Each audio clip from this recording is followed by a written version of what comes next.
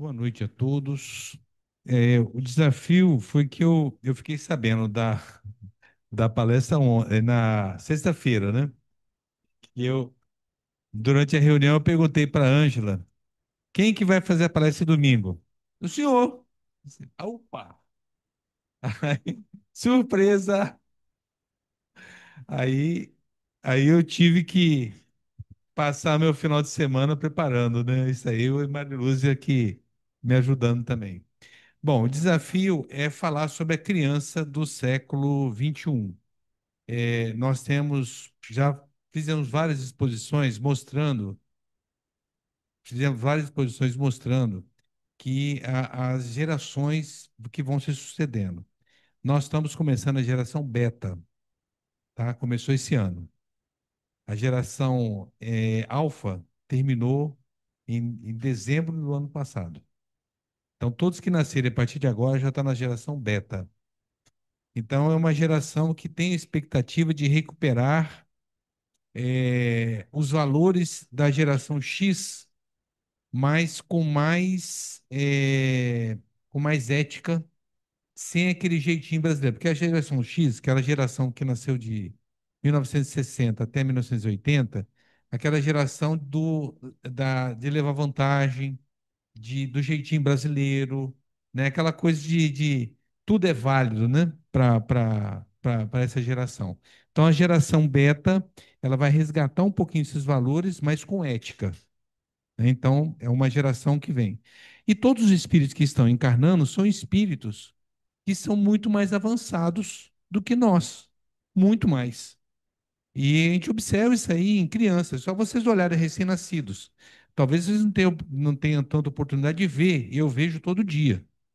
Então, eu vejo a diferença, há 40 anos, eu vejo a diferença assim, brutal das crianças de agora, das crianças no começo da minha profissão. É uma criança que ela tem um olhar ela é um olhar de entender tudo. Ela olha para você, e você fala assim: aqui, aqui tem um espírito mais elevado, ele entende o que está se passando com ele, né? Enquanto a gente via aquelas crianças antes que nem abriam os olhos, né? Então, existe uma diferença brutal das gerações que vêm agora. E o desafio é falar sobre isso, né? Espera um pouquinho.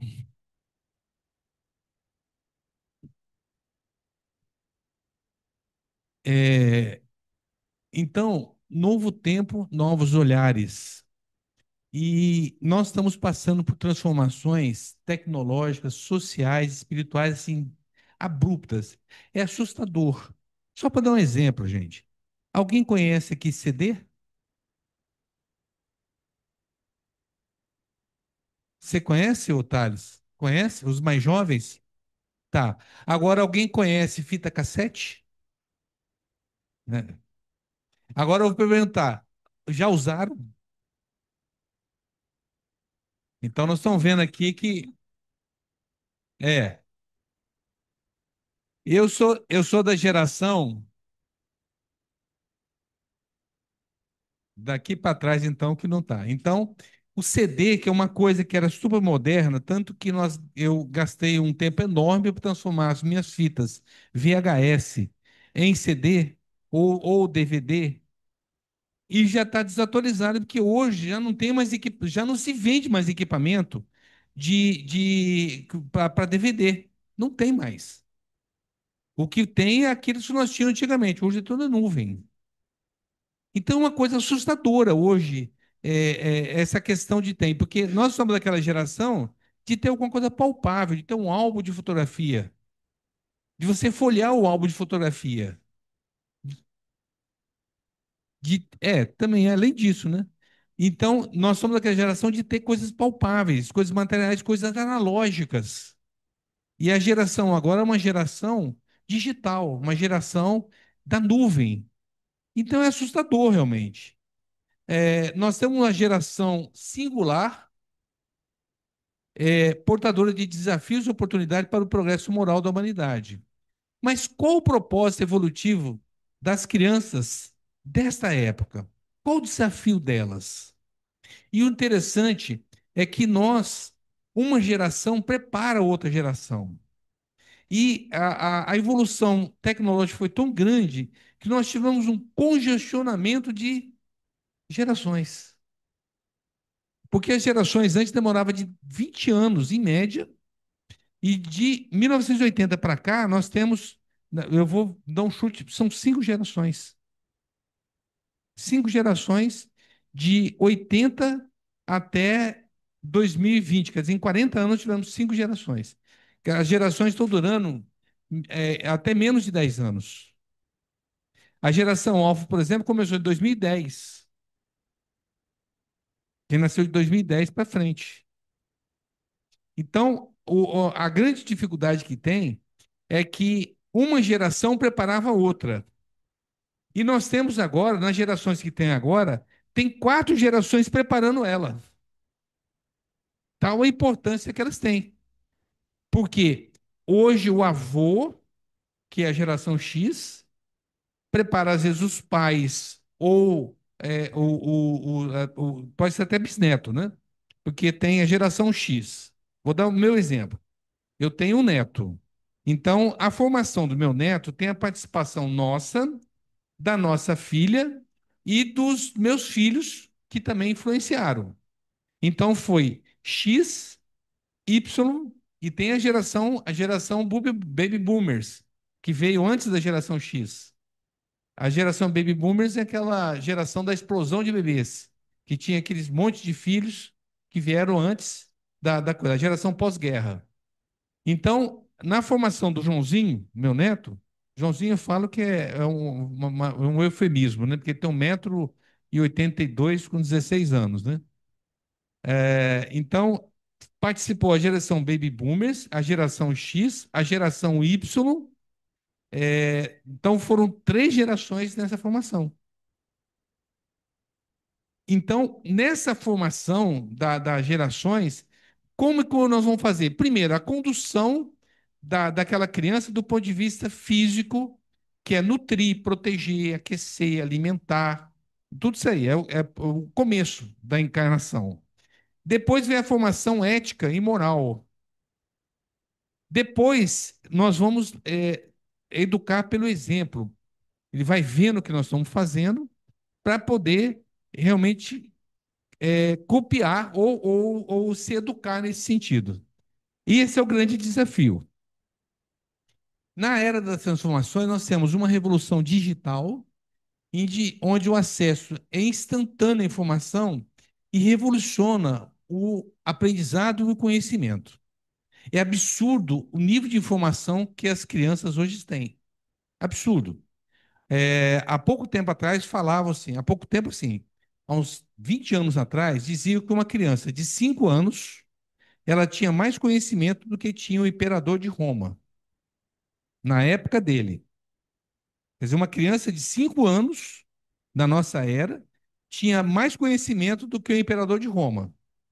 Logicamente, vai imaginar que o imperador era uma pessoa que tinha que saber tudo o que estava acontecendo dentro da realidade dele. Então, uma criança conseguia ter mais informação. Hoje, eu diria até que uma criança de 3 anos vai saber mais do que o imperador romano, porque ele já tem um acesso à informação muito grande. E é instantâneo. Hoje não se espera mais para consultar um dicionário, uma Barça. Vai no Google, e agora o Google tem inteligência artificial, que nem pesquisar mais o verbete precisa. Você colocou lá, já aparece a primeira coisa, a IA. Ela já vem trazendo já uma aula para a pessoa. Então, esse nível de informação é uma coisa absurda para eles. Existe uma globalização cultural. As fronteiras culturais se desfazem. Você não sabe mais o que é uma coisa e o que é outra. Está tudo misturado. Um exemplo que nós temos a bossa nova. Quando a gente fala em bossa nova, não vai imaginar, é só no Brasil que tem bossa nova. Não, né, Elisa? Você tem bossa nova nos Estados Unidos, você tem bossa nova na Europa, você tem bossa nova nos países da América do Sul. Então, não é uma coisa mais. E quebrou essas fronteiras, né? Existe quase que uma cultura global. Assim como nós copiamos muita coisa de fora. Uma coisa que é exemplar é a questão do palavreado. Tem pessoas que gostam de ser chique, né? E coloca assim, branding, né? Vou fazer coloca aquelas palavras em inglês para dizer e, né?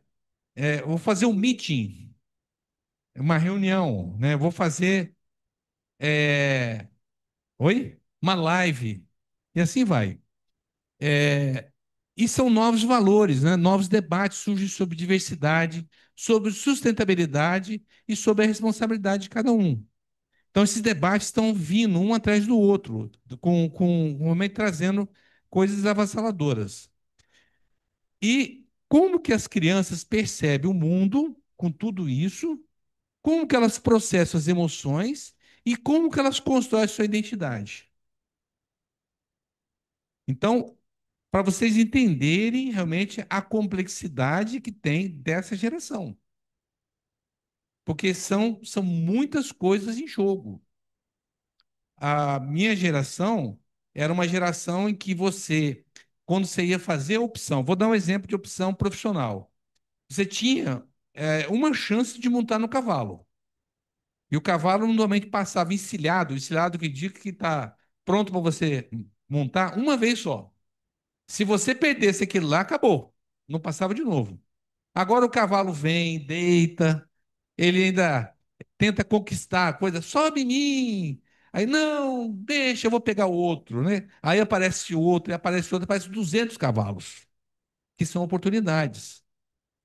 Faculdade. Quem podia imaginar que Santa Teresa ia ter faculdade? Quem podia imaginar que nós teríamos a faculdade aqui no faculdade sempre foi nos grandes centros e era difícil.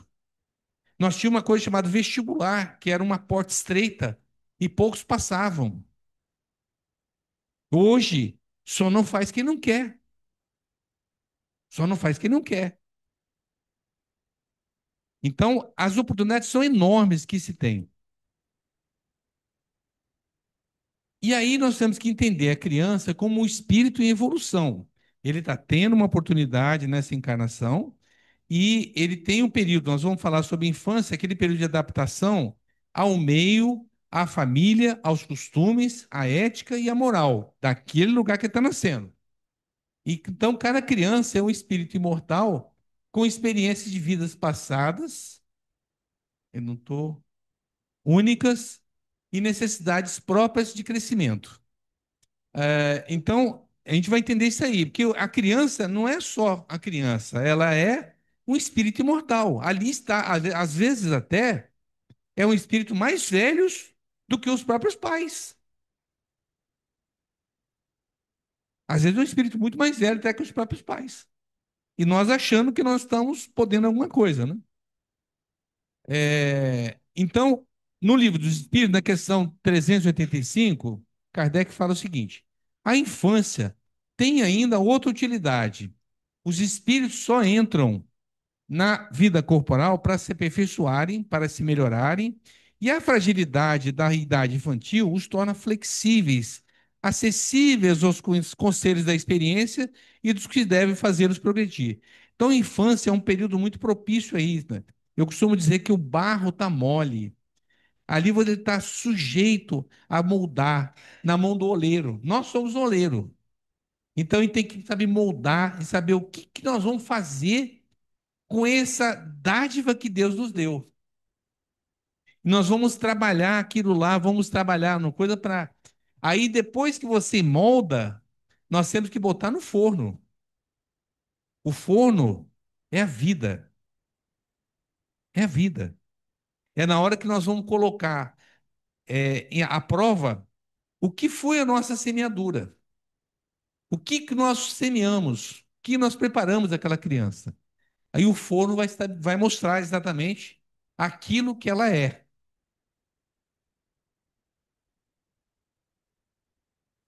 E nas novas gerações, nós temos características das crianças do século XXI marcantes que desafiam paradigmas educacionais. Nós temos aqui algumas professoras e eles vão ver realmente o desafio que existe hoje na educação dessa geração. Primeiro, elas têm uma maior sensibilidade, uma alta percepção emocional, captam energias e intenções com muita facilidade. Eles têm uma coisa. Aqui nós vamos pegar um exemplo. Roberta Kelly. Todo mundo conhece a Roberta Kelly, né? Vamos. Intuição aguçada, uma forte conexão com a intuição e insights profundos. Tem aquela percepção assim muito mais avançada. Espírito questionador. Hoje não se aceita mais aquilo assim, faço o que eu mando, ou não faço o que eu faço. Eu sei o que é melhor para você. Você tem que obedecer a mim, que eu sou sua mãe. Eu sou seu pai. Funciona isso com a Roberta? Ela questiona 200 vezes, até conseguir o que ela quer. E nós temos que fazer assim, nós temos que ser tão teimosos quanto eles. Se é não, é não. A Tânia Zaguri, ela tem um livro chamado Limite Sem Traumas, onde ela fala o seguinte: diga sim quando possível e não quando necessário. Não é não, sim é sim. O não não pode transformar-se em sim. Tem que ter um motivo. E aí ela fala também assim, muito cuidado com os castigos. Você, Roberta, nunca mais na sua vida vai assistir televisão. Impossível. Roberta, nunca mais você vai mexer no celular. Impossível. Então, hoje você não vai mexer no celular e cumprir. Porque no dia que você não cumprir, ela perde completamente o respeito a isso aí. Por exemplo, a mamãe é só apertar um pouquinho que ela cede. Ou então ela faz o seguinte: eu não consigo com a mamãe, eu vou lá com o papai. E aí que é importante que os dois falem a mesma língua. E não, um não transforme o não de um no sim. Aqui nós temos também um despertar emocional muito mais precoce, muito mais precoce. Eles vivenciam emoções intensas e precisam de muito apoio para desenvolver a chamada inteligência emocional. A nossa geração trabalhava com aquela inteligência do QI, que é o quociente intelectual. E nós não tínhamos a percepção que existiam muito mais outras inteligências. Que existem, se eu não me engano, são 8 inteligências que nós temos que desenvolver. E a inteligência emocional ela trabalha com todas essas capacidades. Tem a inteligência matemática, tem a de velocidade, tem a de. São várias inteligências que tem.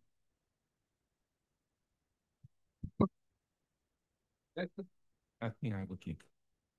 Tá chique aqui, tem até o. Essas características não são coincidências. Elas representam um avanço evolutivo natural indicando a chegada de espíritos mais desenvolvidos para a transformação planetária. O livro do Divaldo, chamado Transição Planetária, ele fala já que já está chegando a pelo menos uns 20, 30 anos atrás, espíritos de Antares, né? Antares, você lembra? Antares. E o interessante é que ele descreve esses espíritos que eles têm lá em Antares tem mais de 2 metros de altura. Eles têm um corpo perispiritual enorme e uma inteligência assim muito, muito, muito diferenciada. Inteligência, ética, moral.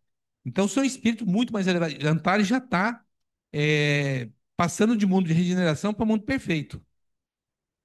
Então ele comenta que naquela oportunidade tinha 200 espíritos para reencarnar aqui na Terra e no Brasil. Estavam preparando, já tinham encarnado vários na área de educação, iam encarnar na área da jurídica, na área médica e, no fim, na área política. Então, o que que eles queriam? Era espírito que tinha essa missão. Oi? Não, ainda não. Não, mas é que estão preparando ainda, né? Estão nascendo e ainda vão chegar lá. Então, eles vêm justamente para ser o exemplo. Por quê? Nós só conseguimos educar o povo com exemplo. Então nós temos que ter referências. Como Jesus foi a nossa referência, infelizmente a gente não consegue seguir essa referência mesmo ainda muito atrasado quando nós temos essa referência importante, mas vai ter referência mais próxima da gente, de ter realmente essa mudança. Então ele fala que, o Divaldo fala que já está acontecendo há muito tempo. E uma coisa que é interessante, nós vamos falar depois sobre crianças índico e cristal, é justamente a incapacidade de adaptação do nosso perispírito a essa condição muito mais elevada dessas crianças. É, nós temos, então, na era digital e os seus impactos, a primeira infância, onde as telas vão moldar padrões neurais. Porque hoje as crianças estão começando a ter contato com tela muito precoce, muito precocemente. Eu vejo no meu consultório, a criança começa a chorar, a primeira coisa que os pais fazem é botar a galinha pintadinha na frente dela, né?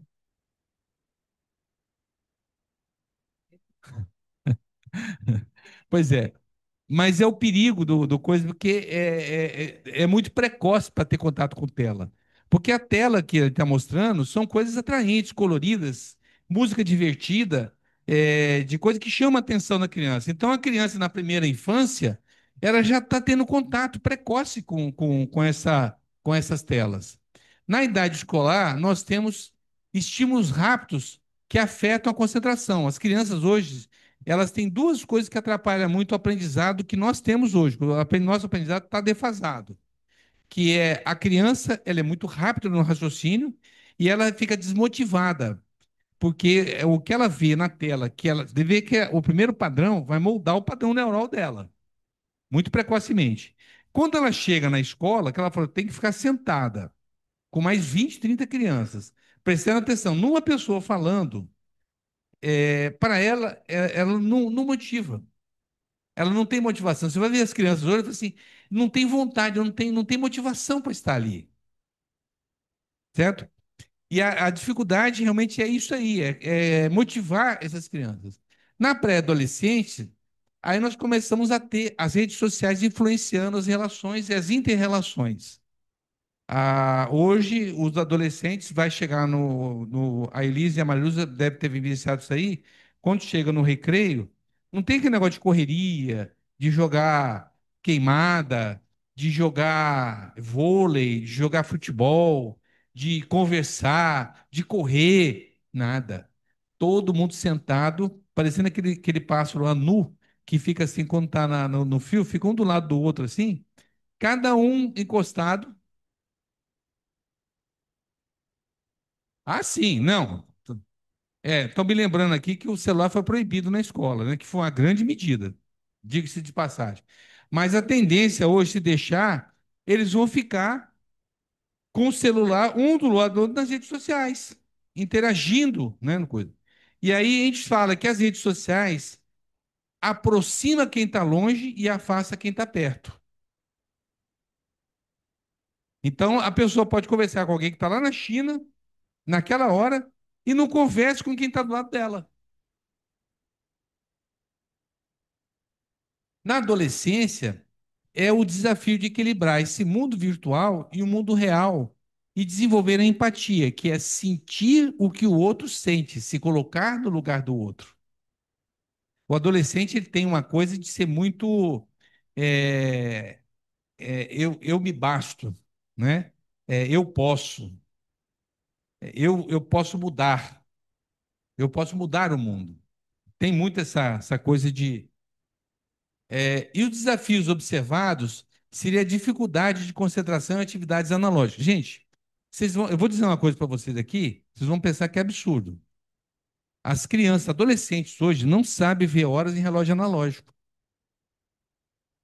Vocês sabiam disso? Hã? Eles não sabem. Eles não sabem que o ponteiro pequeno marca as horas, o ponteiro grande marca os minutos e que tem o ponteiro que corre que marca os segundos. Eles vão olhar e não entendem o que é aquilo lá. Porque eles estão acostumados a ver a coisa tudo digital. Porque o telefone vem digital, o relógio é digital. O computador é digital e o relógio analógico ele tem dificuldade. Então, a dificuldade de lidar com a atividade analógica é muito grande, muito grande. Eles têm muito menos tempo para brincadeiras livres de natureza, de ter contato, de botar o pé no chão, de andar, né, de conhecer as redondezas, de andar, fazer caminhadas. Isso acaba afetando a comunicação tete a tete, né, face a face, e as habilidades sociais. Nós somos animais sociais, nós somos feitos para conviver um com o outro. Nós não somos feitos para viver em caverna. Nós não fomos feitos para viver isolados, em cima de uma torre. O desafio que nós temos é viver um com o outro, com suas dificuldades, suas limitações, seus defeitos e qualidades. E aí gera aquele quadro que é extremamente frequente entre os jovens, que é a ansiedade e a pressão pela imagem nas redes. Sabe aquela história assim, o que vão pensar? O que os outros vão pensar? Os outros dele são as redes. O nosso outro a gente não conhece quem que é, né? Que todo mundo fala assim: meu Deus, como é que eu vou falar para os outros que isso que aconteceu? O que os outros vão pensar? Nós não sabemos quem é o nosso outro. O outro deles é a rede social. Então, nós temos que entender que tecnologia, assim como a televisão que nós vimos antes, ela não é vilã e nem salvadora. O problema não é a tecnologia, não é. O problema é saber como nós lidamos com ela. Porque eu lembro que eu fazia palestras antes, eu falava assim, da televisão, que a televisão era massificante, que a televisão, a mídia, né, queria formar consumidor e não queria criar cidadão. Não estava preocupado com isso. Mas não é a televisão que está errada, não é a mídia que está errada. É como nós lidamos com ela. E aqui a transição planetária está em curso. E não existe uma data fatal, né, para que isso aconteça. Por quê? Porque ela depende de cada um de nós. Ela só vai se processar no momento em que nós nos aprimorarmos, quando a maioria dos habitantes da Terra estiver compatível com o mundo de regeneração. O que a espiritualidade faz? Ela está exilando aqueles espíritos que não têm condições de ficar no mundo de regeneração. Então, tipo assim, está peneirando aqueles pedregulhos mais grosseiros assim, não vai passar nessa peneira, não vai mesmo. Já estão encaminhando para planetas compatíveis com ele. Aí alguns falam que é o planeta de Quiron, tem o planeta de Chupão, coisa. Pode, são planetas, é, é, são planetas que são mais primitivos do que é aqui. Então, a Terra ela vive essa transição do mundo de provas e expiação para o mundo de regeneração. A transformação, basicamente, ela é no seguinte sentido, só para a gente entender. No mundo de expiação e provas, o mal é predominante. O máximo que nós conseguimos fazer o bem é não fazer o mal. A realidade nossa é essa. Do mundo de expiação e provas, o máximo que nós fazemos é não fazer o mal. Seria o bem nosso seria não fazer o mal. No mundo de regeneração, nós passamos a desejar fazer o bem. E é uma mudança enorme, porque é uma coisa mais proativa. Eu quero ser benevolente, eu quero ser caridoso, eu tenho que ser humilde. Então é uma coisa impositiva, a pessoa mesmo já toma a decisão de fazer. Logicamente que não vai ter uma mudança instantânea dessa pessoa, mas existe já uma mentalidade buscando ser melhor. E as crianças que chegam hoje ao planeta, elas trazem características que refletem essa nova fase. São crianças que estarão compatíveis no mundo de regeneração. Então, são crianças que são mais evoluídas que nós fomos. Então, nós temos características de espíritos missionários dentro dessas crianças, tem espíritos missionários, que são espíritos evoluídos, que vão reencarnar para auxiliar na renovação moral do planeta. Eles têm uma missão. Nós temos essas crianças com uma sensibilidade extremamente ampliada com uma maior sensibilidade espiritual e captam energias sutis e temas transcendentes. Tem uma adolescente, chama Greta alguma coisa, eu não sei o sobrenome dela. Thunberg. Ela tinha 14 anos quando ela começou a fazer um movimento para defender realmente causas não, causas de ambientais, causas ambientais. Olha só, ela tinha 12, 13 anos quando ela começou esse movimento. E foi um movimento mundial. Ela conseguiu mobilizar. Hoje ela é uma autoridade nisso aí. Certo? Agora, por exemplo, ela foi presa lá em Israel quando ela tentaram entrar um grupo de jovens com alimento para os palestinos. Então, quando a gente vê do alto a situação que está se passando lá, foi um absurdo que os palestinos fizeram com os judeus. Mas a resposta foi muito dura. A resposta foi muito enérgica, foi muito. Uma coisa assim, eles foram esmagados com o pé. E aí, o povo que está lá, que na verdade não tem culpa nenhuma disso aí, é como se fosse naquela história da briga do rochedo contra o mar, né? Quem paga o pato é o marisco. Eles são mariscos, que estão lá passando fome, passando necessidade. Eles entraram lá dentro e tinha alguns brasileiros, tinha gente do mundo inteiro que tentaram entrar com alimentos para aquelas pessoas que estavam passando fome. Nós não podemos ficar com os braços cruzados. Simples assim. Enquanto todos lá falam assim, não, eu não posso fazer nada. Eles fizeram a parte deles. E eles passam a ter valores fraternos, trazendo valores inatos de justiça, igualdade, compaixão e respeito à vida. Eles têm uma percepção de valor assim, que é muito forte. Um valor de ética. Eu lembro do meu neto, quando ele, agora já entrou na onda, né? Mas quando ele era pequeno, eu chegava no sinal vermelho, o sinal amarelo, que eu acelerava para poder não pegar o vermelho, e ele chamava minha atenção. Vovô, o sinal amarelo, eu preciso prestar atenção, não precisa acelerar, não, tá? Mas eu, como se diz, na geração X fica aquela história assim, eu tenho que levar vantagem, né? Eu tenho que aproveitar, não quero ficar parado, não quero perder tempo, como se aquilo fosse fazer diferença na minha vida. Você ficar parado num sinal, se vai fazer diferença para a vida da gente. Então chegou o tempo em que as ideias morais terão de se desenvolver para realizar os progressos que estão na destinação da humanidade. Allan Kardec, na Gênese. E esse contexto espiritual explica porque muitas crianças atuais parecem diferentes, entre aspas, ou deslocadas, entre aspas, em sistemas tradicionais. Elas são pioneiras de um novo tempo. Eu assisti um vídeo assim, muito interessante que botava uma pessoa normal, como nós aqui, vivendo no mundo onde tinha autistas. Todo mundo era autista e só nós que éramos normais. E era uma loucura, né? A pessoa falou assim, mas porque para ele, ser autista para eles era normal naquele mundo e nós estávamos deslocados, mostrando o que nós sentiríamos, o que sente o autista no nosso mundo. O Evangelho segundo o Espiritismo ele tem que ser o nosso guia moral.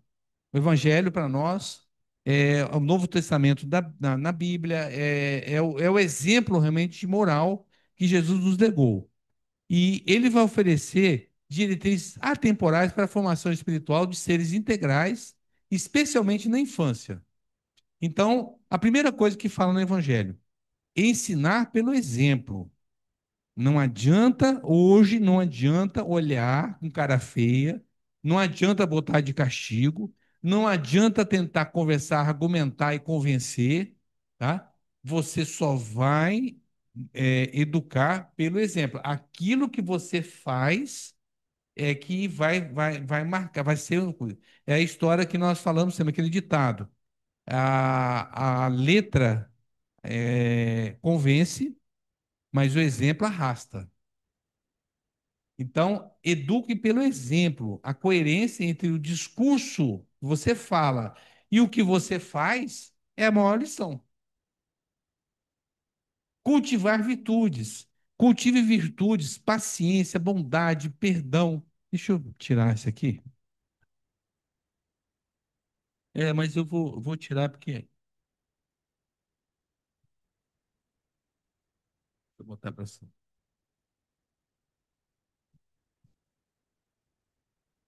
Pronto.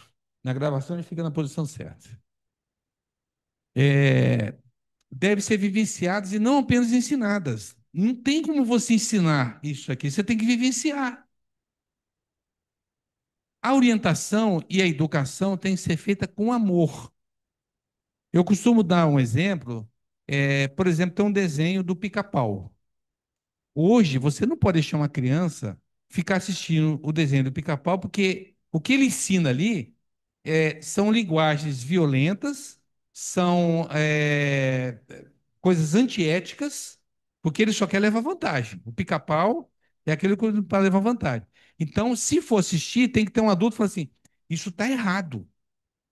Ele não podia fazer isso. Ele não podia destruir os móveis da pessoa que teve tanto sacrifício de fazer isso. Não podia derrubar esse monte de árvore que ele está derrubando, né? E no final dá aquela risadinha sarcástica ainda, né?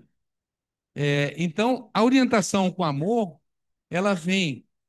Essa disciplina tem que ser fundamentada no amor, não no medo ou punição, porque não funciona hoje você botar de castigo, porque a nossa geração foi educada de duas maneiras: ou apanhava ou era privado de alguma coisa que você queria.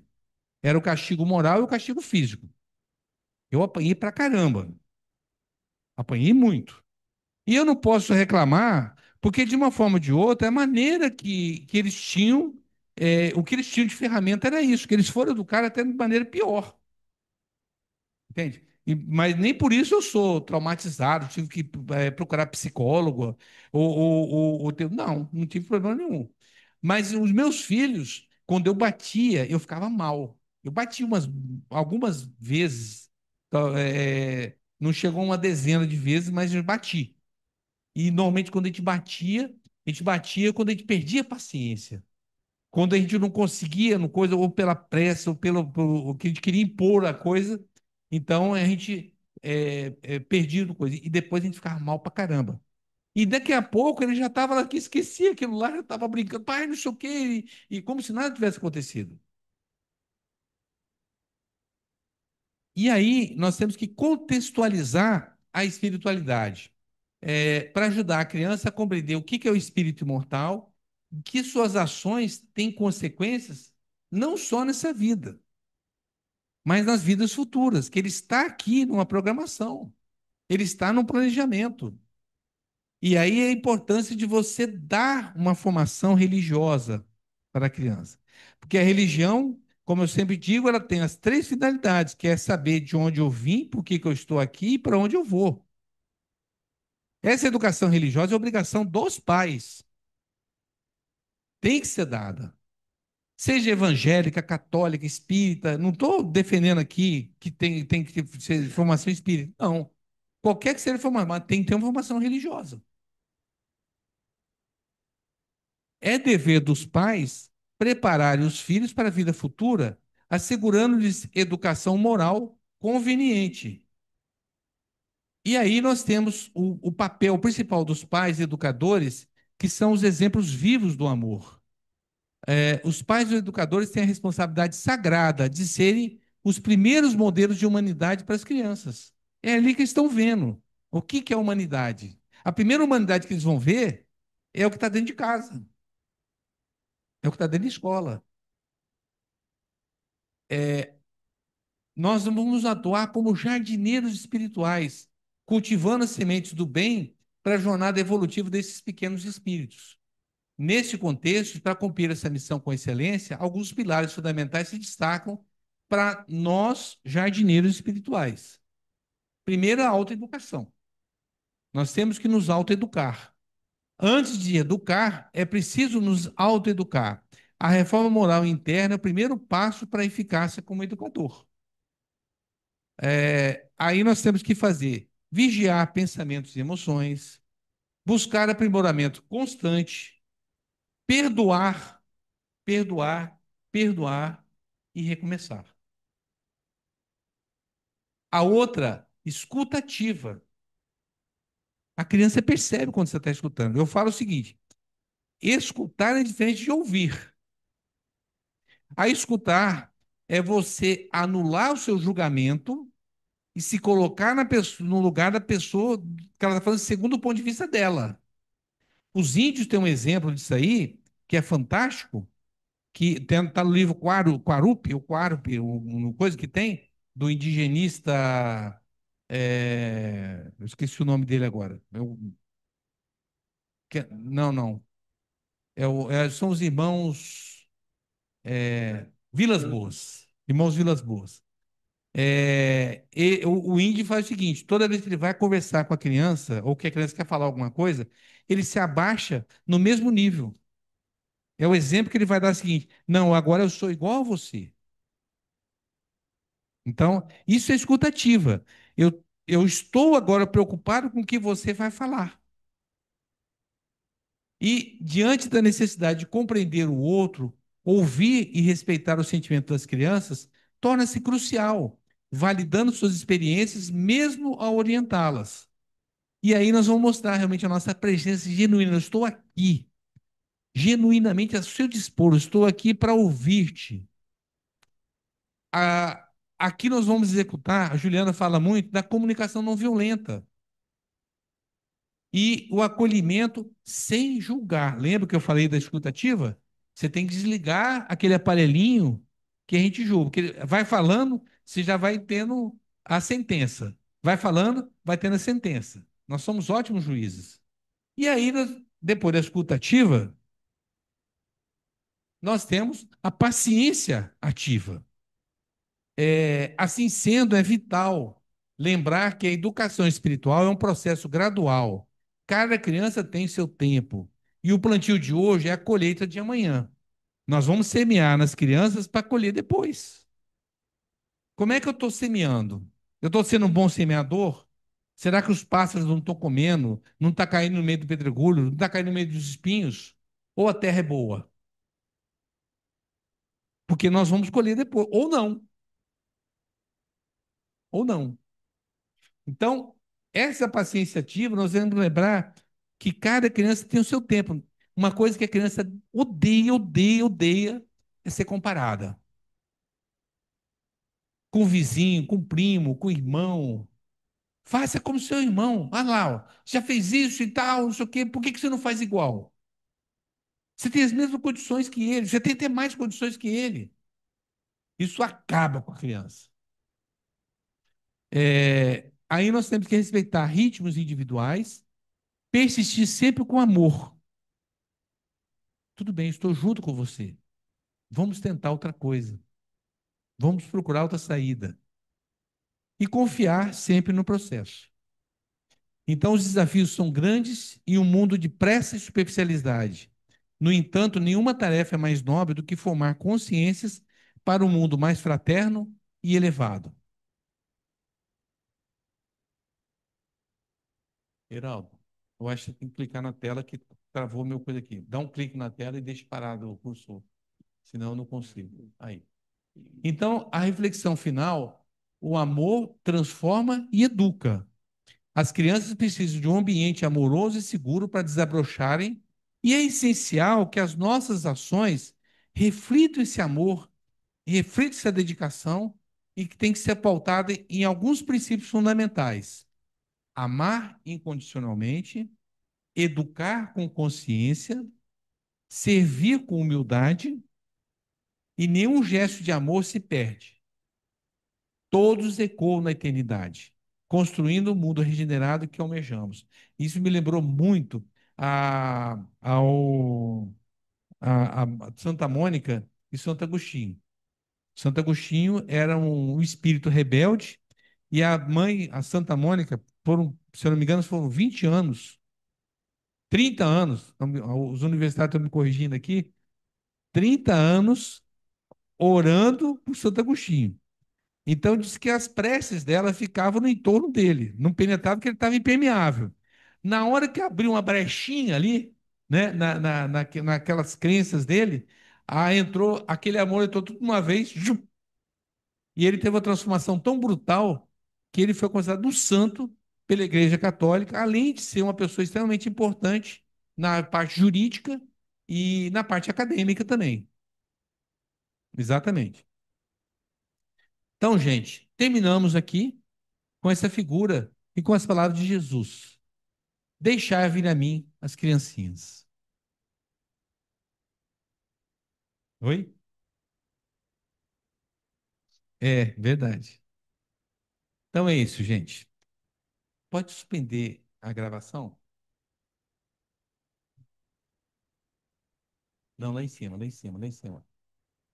Aí, do lado.